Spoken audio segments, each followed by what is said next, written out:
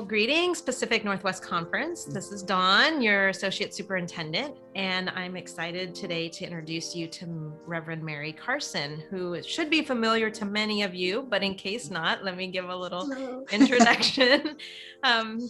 Merrie is a retired Covenant pastor, and currently she's the chair of the leadership team at Newport Covenant Church in Bellevue, Washington.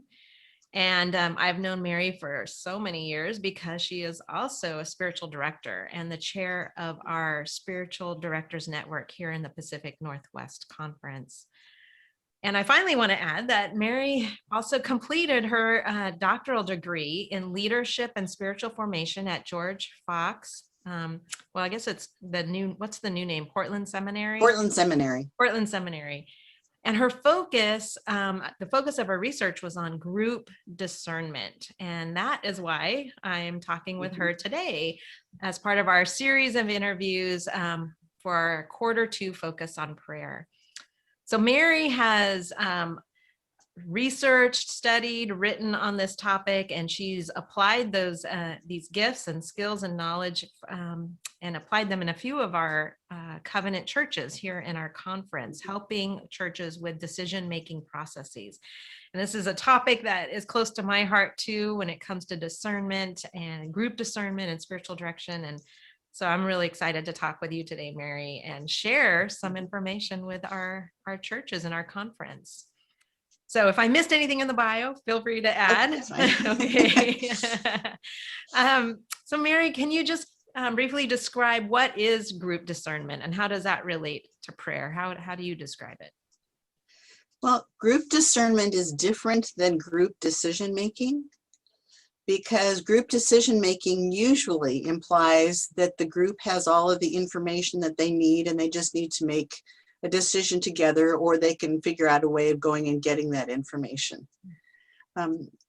Group discernment is different in that it believes that there's someone outside or something outside, but usually in Christian circles, it's someone outside who has opinions, a will for them as a group that they need to be pursuing. And so there's an assumption that God is in charge, that he does have a will for us. And as like Ephesians 2:10 talks about, that there are good works that God has created us to do from before the foundation of the world.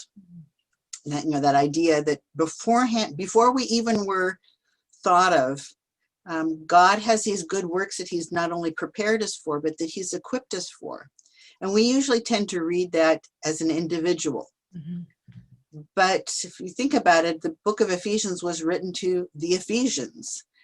And so Paul is saying to them, it's not just you individually, it's you as a church, that God has a will for you and that there are good works that he has created your church to do before you even essentially became a church.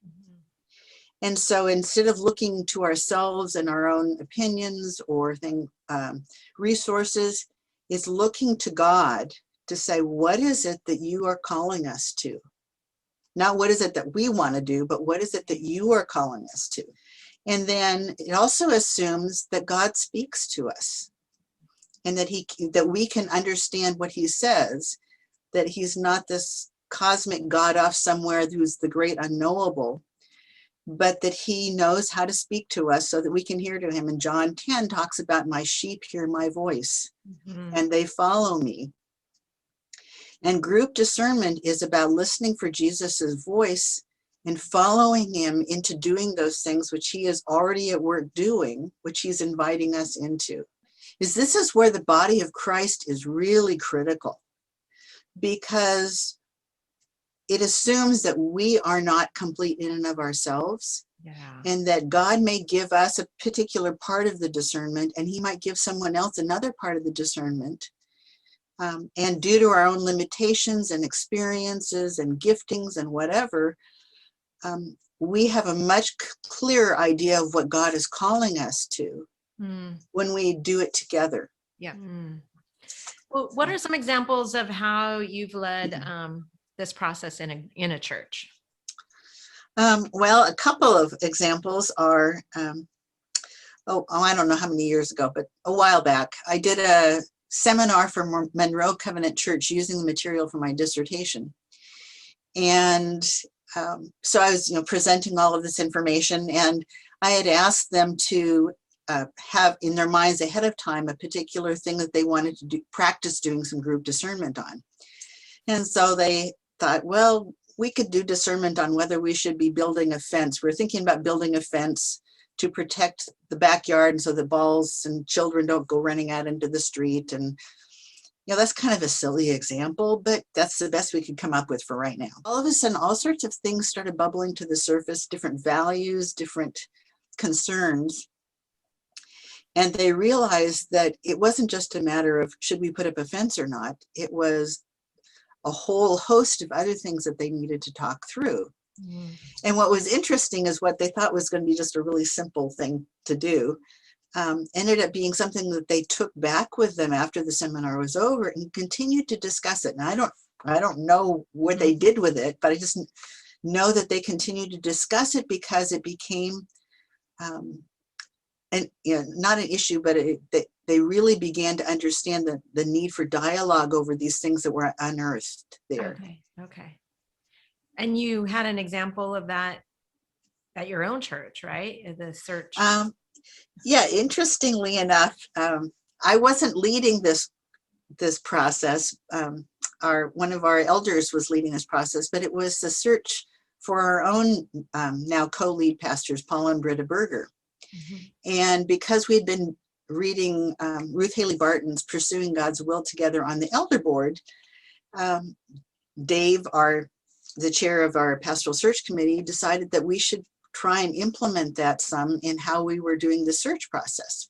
Mm. So even before I got onto that team, they had decided that they wouldn't make any decisions just by voting and, majority wins, but they would really talk about things and listen to each other and try and understand what God might be saying to them corporately. Mm. But what we asked them to do was not to decide whether they liked this or not, mm-hmm. but to really sit down and pray and ask the Lord to show them if Paul and Britta were the right people for us. Mm-hmm. And so especially during the interview time, but also as people had read the other materials that we provided them, questions were answered, and there was just a sense of settledness that came. Like, yes, this is right. This is good. Mm-hmm. Yeah. And so it wasn't a matter of twisting arms or saying, well, we've got 2 hangouts on the elder board, but we're just going to override them because we only need, right. And we only need 6 of people to agree. But then the question is God calling Paul and Britta to our church? Are they the ones that he wants here? And when we took the vote, we were thinking, it's probably, it might be 80% of the congregation that is supportive, and there'll be some hangouts. And when the vote was counted, it was unanimous. Wow. And we were floored because we were not expecting that at all. Oh, but again, it just confirmed that we'd had unanimous decisions all along. Yeah. Because we had gone through this process of discernment. So what advice would you give maybe to some of our churches or leadership teams on how to begin or to grow in this kind of engagement in discernment, prayer, group discernment? Yeah. Well, what we've done is when I started as the church chair in last June, we started reading Pursuing God's Will Together by Ruth Haley Barton. Mm-hmm. And that's been very influential. We're only about halfway through the book because we found that you can't just do a chapter a month. There were things that we really needed to talk through and evaluate and do the exercises that she suggests. But one of the things that she talks about is to have a sense of what kind of a community are you? Are you a community, the decision-making community that does spiritual things? Mm. Or are you a spiritual community that makes decisions together? There just is changing the culture, right? You're yes, changing it is. kind It's of very much of a changing of the culture. and the expectation of what it means to be Mhm. part of the Yeah, elder board and a yeah, part of that body. It's like you said, less about decision making, but more about being a discerning community. right. Yeah, seeking together, where is God leading us? And so it changes the focus of what you're trying to do together. Mm, Um, and it's been great. interesting because there have been elders who have said things like, you know, I was hoping that we would do something like this or move towards this direction.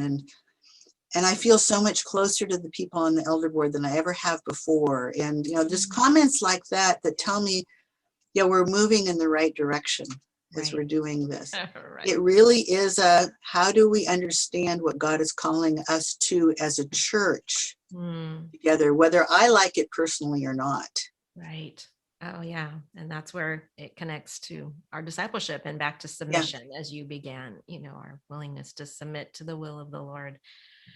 Well, I need to bring us to an end here, Merrie. I know we could go on and on, but I do want to put the invitation out there to our conference that if you want to learn more or ask questions, please reach out to Merrie. This is her area of passion and love and expertise, and I know she would welcome any questions or reaching out. And I know Merrie is also working on a book, so hopefully in the near future, I don't know timeline, but you'll see I that. don't know either. I know.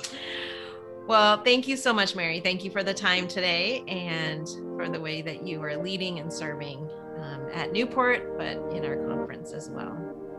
Thank you. All right.